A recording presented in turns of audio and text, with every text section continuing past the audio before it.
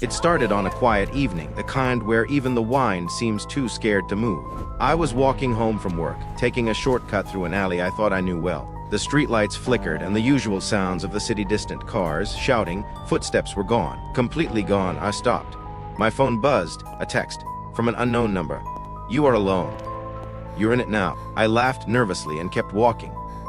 It was probably a prank. Then I noticed something odd. The alley stretched further than it should have. Buildings that were supposed to be gone years ago stood in perfect decay. Windows broken, doors hanging off hinges. The alley curved strangely, as if rearranging itself behind me. I quickened my pace. A soft sound echoed behind me, footsteps. I turned. Nothing. Empty.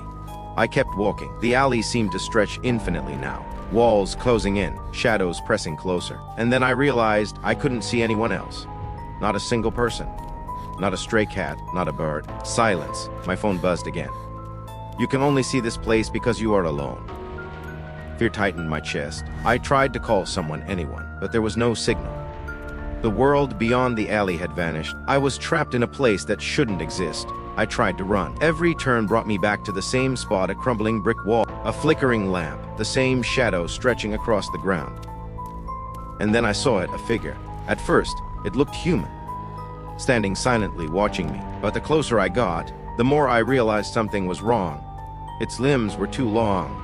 Its head tilted unnaturally. Its eyes were dark hollows. When it moved, it didn't step, it glided, smooth and soundless. "You shouldn't be here," it whispered. Its voice didn't come from its mouth.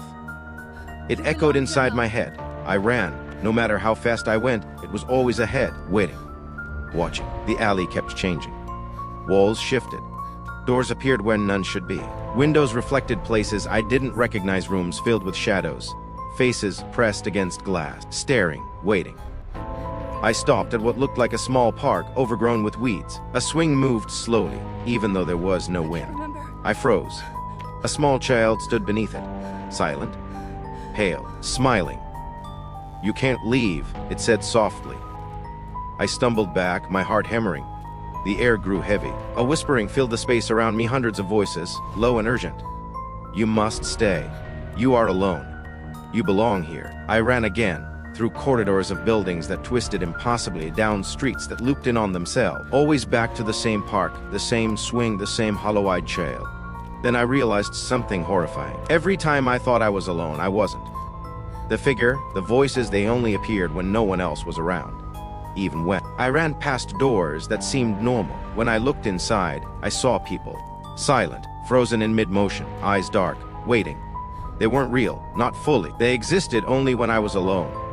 Hours passed, or maybe minutes. I don't know. Time had no meaning. Every turn, every shadow reminded me. The place exists only for me, and now I belong to it. Finally, exhausted, I found what I thought was the exit. A street I recognized, streetlights flickering, cars passing, life returning, relief. I stepped onto the familiar sidewalk and froze. Behind me, the alley still stretched, the shadows moved. That pale child stood at its entrance, and the whispers returned. "You're alone. You're in it now." I ran. I haven't stopped running since. Because I've learned the truth. This place isn't on any map. It doesn't appear on any camera. GPS can't find it. It only exists if you are alone. And now, it's always looking for me.